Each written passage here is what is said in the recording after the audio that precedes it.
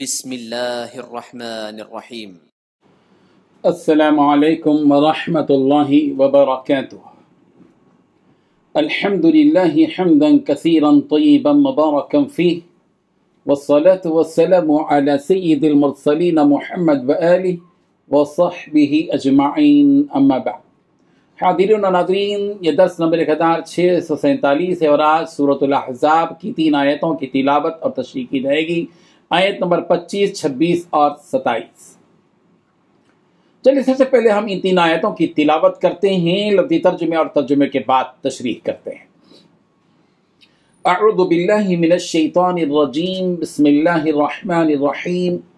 وَرَدَّ اللَّهُ الَّذِينَ كَفَرُوا بِغَيْظِهِمْ لَمْ يَنَالُوا خَيْرًا وَكَفَى اللَّهُ الْمُؤْمِنِينَ الْقِتَالَ وَكَانَ اللَّهُ قَوِيًّا عَزِيزًا وَأَنزَلَ الَّذِينَ ظَاهَرُوهُم مِّنْ أَهْلِ الْكِتَابِ مِنْ صَيَاصِيهِمْ وَقَذَفَ فِي قُلُوبِهِمُ الرُّعْبَ فَرِيقًا تَقْتُلُونَ وَتَأْسِرُونَ فَرِيقًا وَأَوْرَثَكُمْ أَرْضَهُمْ وَدِيَارَهُمْ وَأَمْوَالَهُمْ وَأَرْضًا لَمْ تَطَئُوهَا وَكَانَ اللَّهُ عَلَى كُلِّ شَيْءٍ قَدِيرًا۔ صدق اللہ العظیم۔ لفظی ترجمہ یوں ہے، وَرَدَّ اللَّهُ، اور لوٹا دیا اللہ نے، الذین، ان لوگوں کو جنہوں نے کفروا، کفر کیا، بغیظہم، ساتھ ان کے غصے کے، لم ینالوا، انہوں نے حاصل نہیں کی، خیرا، کوئی بھلائی، وکفى اللہ، اور اللہ کافی ہو گیا، المؤمنین، مومنوں کو، القتال، لڑائی سے، وکان اللہ، رہے اللہ، قویًا، بڑا طاقتور، عزیزا، نہایت غالب۔ وَأَنزَلَ الَّذِينَ، اور اس نے اتار دیا ان لوگوں کو جنہوں نے ظاہروہم، ان مشرکوں کی مدد کی تھی، من اہل الکتاب، اہل کتاب میں سے، من صیاصیہم، ان کے قلعوں سے، وقذف، اور اس نے ڈال دیا، فی قلوبہم، ان کے دلوں میں، الرعب، رعب، فریقاً، ایک گروہ کو، تقتلون، تم قتل کرتے تھے، وتأسرون، اور قید کرتے تھے، فریقا، ایک گروہ کو، وَأَوْرَثَكُمْ، اور اس نے وارث بنا دیا تمہیں، ارضہم، ان کی زمین کا، وَدِيَارَهُمْ، اور ان کے گھروں کا، وَأَمْوَالَهُمْ، اور ان کے مالوں کا، وَأَرْضًا، اور اس زمین کا کہ لم تطئوها، تم نے قدم نہیں رکھے تھے اس میں، وَكَانَ اللَّهُ، اور ہے اللہ، عَلَى كُلِّ شَيْءٍ، ہر چیز پر، قدیرا، خوب قادر۔ ترجمہ یوں ہے، اور جو کافر تھے ان کو اللہ نے پھیر دیا، وہ اپنے غصے میں بھرے ہوئے تھے، کچھ بھلائی حاصل نہ کر سکے، اور اللہ مومنوں کو لڑائی کے بارے میں کافی ہوا، اور اللہ طاقتور اور زبردست ہے۔ اور اہل کتاب میں سے جنہوں نے ان کی مدد کی تھی، ان کو ان کے قلعوں سے اتار دیا اور ان کے دلوں میں دہشت ڈال دی، تو کتنوں کو تم قتل کر دیتے تھے اور کتنوں کو قید کر لیتے تھے، اور ان کی زمین اور ان کے گھروں، ان کے مال اور زمین کا جس میں تم نے پاؤں بھی نہیں رکھا تھا، تم کو وارث بنا دیا، اور اللہ ہر چیز پر قدرت رکھتا ہے۔ ان 3 آیتوں میں 9 باتیں بتلائی گئی ہیں۔ پہلی بات، جو لوگ کافر تھے اللہ نے انہیں اس طرح واپس کر دیا کہ کچھ فائدہ حاصل نہ کر سکے۔ دوسری بات، مومنوں کی طرف سے لڑائی کے لیے اللہ تعالیٰ ہی خود کافی ہو گیا۔ تیسری بات، اللہ بڑی قوت کا، بڑے اقتدار کا مالک ہے۔ چوتھی بات، جن اہل کتاب نے دشمنوں کی مدد کی تھی، اللہ انہیں ان کے قلعوں سے نیچے اتار دیا۔ پانچویں بات، ان میں سے بعض کے دلوں میں ایسا رعب ڈال دیا کہ تم انہیں قتل کر رہے تھے۔ چھٹی بات، کچھ لوگوں کو قیدی بنا رہے تھے۔ ساتویں بات، اللہ نے تم کو ان کی زمین کا، ان کے گھروں کا، ان کی دولت کا وارث بنا دیا۔ آٹھویں بات، ایک ایسی زمین کا بھی وارث بنایا جس تک ابھی تمہارے قدم نہیں پہنچے۔ نویں بات، اللہ ہر چیز پر پوری قدرت رکھتا ہے۔ بزرگان محترم، ان آیتوں میں اللہ تبارک و تعالیٰ غزوہ احزاب کے موقع پر ایمان والوں کی جو مدد کی اسے بیان فرما رہے ہیں کہ قریش کا جو لشکر لڑنے کے لیے آیا تھا اسے بغیر کسی کامیابی کے غصے کی حالت میں اللہ تبارک و تعالیٰ نے لوٹا دیا، اور غصہ ان لوگوں کو اس لیے آیا کہ وہ لوگ 10 دن سے زیادہ مسلمانوں کو اپنے گھیرے میں لیے ہوئے تھے، مگر پھر بھی اتنی مدت میں انہیں کچھ بھی حاصل نہیں ہوا اور انہیں خالی ہاتھ لوٹنا پڑا، اسی لیے وہ لوگ غصے میں بھرے ہوئے تھے۔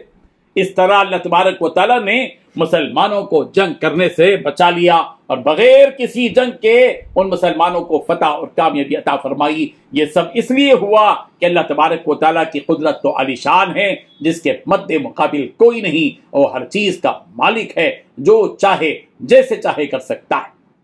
حضرت سعید بن مسیب رضی اللہ عنہ نے کہا کہ یوم الاحزاب کو نبی رحمت صلی اللہ علیہ وسلم اور ان کے صحابہ کرام رضی اللہ عنہم کا محاصرہ کر لیا گیا، اور یہ محاصرہ 10 دن سے زیادہ چلا، یہاں تک کہ ہر ایک کو اس سے تکلیف ہونے لگی۔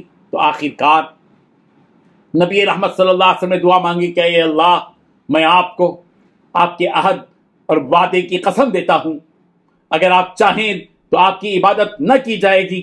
ہم اسی حالت میں تھے کہ نعیم بن مسعود الاشجعی ہمارے پاس آیا۔ وہ ایسے شخص تھے جن پر دونوں جماعت والے بھروسہ کرتے تھے، پھر وہ لشکر سے جدا ہو گئے اور لشکر شکست زدہ ہو کر بغیر لڑے ہی واپس ہو گیا۔ اللہ تبارک و تعالیٰ نے فرمایا وَكَفَى اللَّهُ الْمُؤْمِنِينَ الْقِتَالَ، اللہ تعالیٰ کافی ہو گیا مومنوں کے لیے اپنے لشکر اور ہوا کے ذریعے۔ حضرت جابر رضی اللہ عنہ نے فرمایا کہ جنگ احزاب کا دن تھا، اس دن اللہ تبارک و تعالیٰ نے کافروں کو بغیر فتح کے غصے کی حالت میں واپس کر دیا۔ پھر نبی رحمت صلی اللہ علیہ وسلم نے فرمایا مسلمانوں کی عزت کو کون بچائے گا؟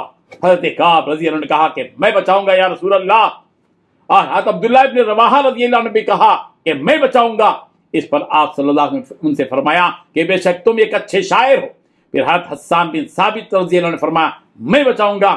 آپ صلی اللہ علیہ وسلم نے فرمایا تم ان کی ہجو کرو، جبرائیل علیہ السلام ان کے خلاف ہجو کرنے کے لیے تمہاری مدد کریں گے۔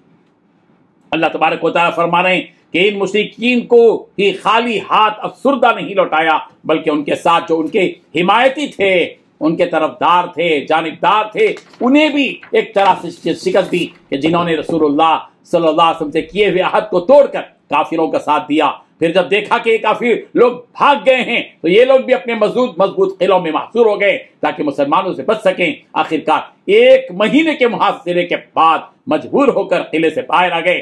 حضرت قتادہ رضی اللہ عنہ نے فرمایا کہ وَأَنزَلَ الَّذِينَ ظَاهَرُوهُم مِّنْ أَهْلِ الْكِتَابِ سے مراد بنو قریظہ کے وہ لوگ ہیں کہ انہوں نے ابو سفیان اور ان کے لشکر کی مدد کی اور انہیں سامان پہنچایا اور اس عہد کو توڑ دیا جو ان کے اور نبی رحمت صلی اللہ علیہ وسلم کے درمیان تھا۔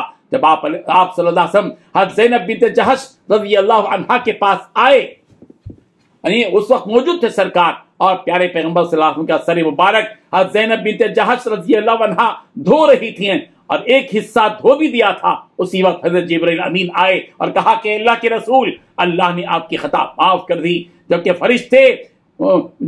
فرشتے 40 دن ہو گئے اپنے ہتھیار رکھے نہیں ہیں، آپ بنو قریظہ کی طرف چلیں، میں نے ان کی کیلیں کاٹ دی ہیں، ان کے دروازے کھول دیے ہیں اور انہیں تباہی و بربادی میں چھوڑ آیا ہوں۔ پھر آپ صلی اللہ علیہ وسلم تشریف لے گئے اور ان کا محاصرہ کر لیا، انہیں آواز دی کہ اے بندرو، اس پر انہوں نے جواب دیا کہ ابو القاسم آپ بد اخلاق نہیں تھے۔ پھر وہ لوگ سعد ابن معاذ رضی اللہ عنہ کے حکم پر نیچے اتر آئے، ان کے اور حضرت سعد رضی اللہ عنہ کے درمیان دوستی تھی جس پر انہیں اس بات کی امید تھی کہ انہیں ان کے تعلق سے محبت آ جائے گی۔ پھر ابو لبابہ رضی اللہ عنہ نے ان کی جانب اشارہ کیا کہ وہ لوگ مارے جائیں گے۔ پھر اللہ تبارک و تعالیٰ نے یہ آیت نازل فرمائی یا ایھا الذین آمنوا لا تخونوا اللہ والرسول، اے ایمان والو اللہ اور اس کے رسول کے ساتھ خیانت نہ کرو۔ پھر حضرت سعد رضی اللہ عنہ نے ان کے درمیان فیصلہ کیا کہ ان کے لڑنے والوں کو قتل کر دیا جائے اور ان کے بچوں کو قیدی بنا دیا جائے اور ان کی زمین مہاجرین کی ہوگی، انصار کو نہیں ملے گی۔ اس پر حضرت سعد رضی اللہ عنہ کی قوم نے کہا کہ ان پر مہاجرین کو فوقیت دی گئی۔ اس پر حضرت سعد رضی اللہ عنہ نے کہا کہ تم لوگ صاحب جائیداد ہو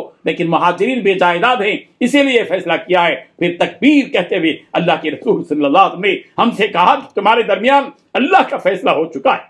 اللہ تبارک و تعالیٰ نے فرمایا کہ اس نے تمہیں ان کی مال و دولت کا وارث بنایا، اور آگے فرمایا کہ ایک اور زمین کا اس نے تم کو مالک بنایا ہے جسے تم نے ابھی تک روندا نہیں ہے، اور یعنی یہ فیصلہ اللہ نے پہلے ہی کر دیا ہے کہ وہ زمین بھی تمہاری ملکیت میں آئے گی۔ وہ کون سی زمین ہے جس کے بارے میں یہاں بشارت دی گئی؟